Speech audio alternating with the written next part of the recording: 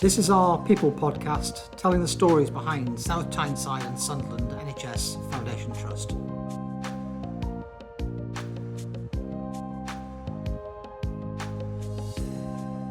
What happens when somebody comes in to have their cataract removed and lens replaced? Yeah, so what happens is they'll check in at the reception desk, they'll give the details and whatnot, then they'll be asked to take a seat in the waiting area. Each patient arrives with a 15-minute appointment, so there's quite a steady flow. Nobody's kind of waiting for hours and hours on end. We often say to the patients it's a 2-hour appointment, so from checking in to getting through theatre, no longer than 2 hours. It's generally a lot quicker than that. So they'll take a seat in the waiting area, and once there's a space in theatre, once the nurse has checked all the patient details and whatnot, they'll be called from the waiting area into our first admissions rooms. We'll check details, check that they're fitting well, feel happy enough to go ahead, sign consent forms before proceeding into theatre. And at that point we'll start putting eye drops in, just give a brief explanation of what's going to happen step by step. And they're kind of wheeled through on a theatre. It's like a chair, like we often say, it's like a dentist chair which lays down for the procedure, but they come in and they sit on the chair and they don't come off the chair until they're on their way home. Basically, we kind of wheel them through the department. So lots of drops going initially. Some people need a little bit of sedation, so they'll have a cannula put in at that point, either in the back of the hand or in their arm. There's often an anaesthetist around that'll help with any sedation or any kind of anaesthetic that we need to give other than eye drops. And for the actual procedure, we'll lay the trolley down into a bed, and then we cover the eye with kind of a sticky window, and then it unfolds into a paper drape to keep everything nice and clean, and it also covers the other eye so they don't see any of the operation. Eyelids are held back with a very fine clip, just a little speculum to keep the eyelids open. Yeah, and sorry, because you mentioned the eye drops, do they numb the eye? They numb the eye. So they can kind of feel a little bit of what's going on, but not... They'll feel a little bit, yeah. They'll be aware of what's going on, but they shouldn't feel anything sharp or painful. And lots of people don't feel anything sharp or painful. So all of that's done kind of before they go into the surgery. We need the pupil nicely dilated as well. So lay the bed down, paper towel goes over, which is quite sticky around the eye to hold it in place. Speculum goes under the eyelids to keep the eye open. Patients asked to keep both eyes open, although not seeing out of the one that's covered, and just keep looking straight ahead to the bright light of the microscope. People feel a little bit of pressure, a little bit of kind of sensation around the eye where the surgeon rests their hand, but everything happens from the side.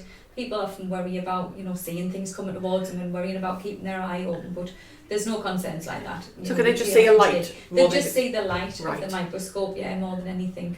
Some people say it's quite psychedelic as the cataract breaks down with the machine. And then so we take the cataract away with our special machine. So what does that do? You told me about it. You describe really well what happens, so you explain. So it's kind of, how do we explain it? So it breaks the cataract down into small enough pieces for it then to kind of vacuum it out at the same time. So it breaks it down, uses water to break it down as well. And then once everything's out, we fold a lens, the artificial lens, up into a shooter, or sometimes they already come preloaded, and that goes in the same incision that we've made, and it kind of springs up once it's into the eye and holds in place. And how tiny is the incision? It's about 2.2 millimetre. Oh. Yeah, it's not big at all. People say that it's a very tiny incision, very tiny. Yeah. So from there, what happens to them? So following the surgery, we obviously take the paper towel off, clean around the eye. Some people depend on how bad their vision was beforehand, they'll see the clock in the theatre and they're like, wow, I can see the clock, and it often depends on how bad the vision was beforehand.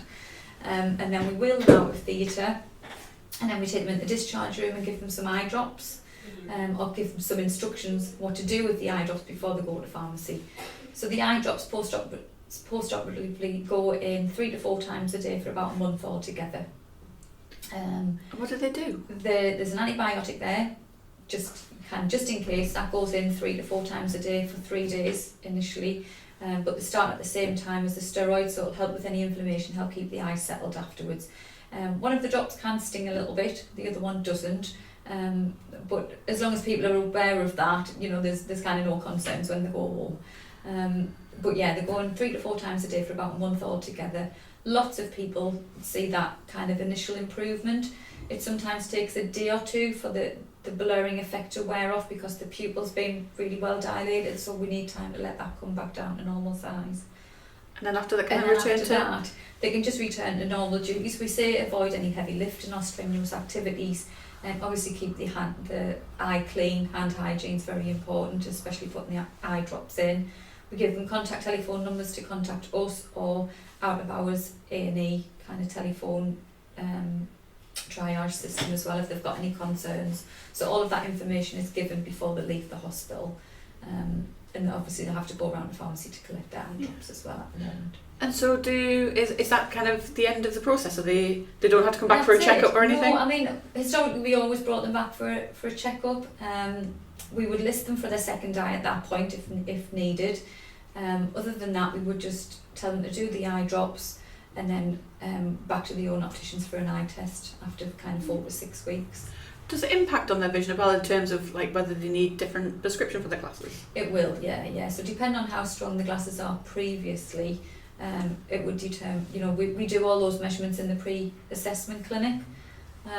So when they come initially for their assessment, we use a machine to measure the eyes, and it uses clever formulas to dictate which lens we use to give those patients the best vision. So generally speaking, people will see better in the distance, but will need glasses for reading and close work.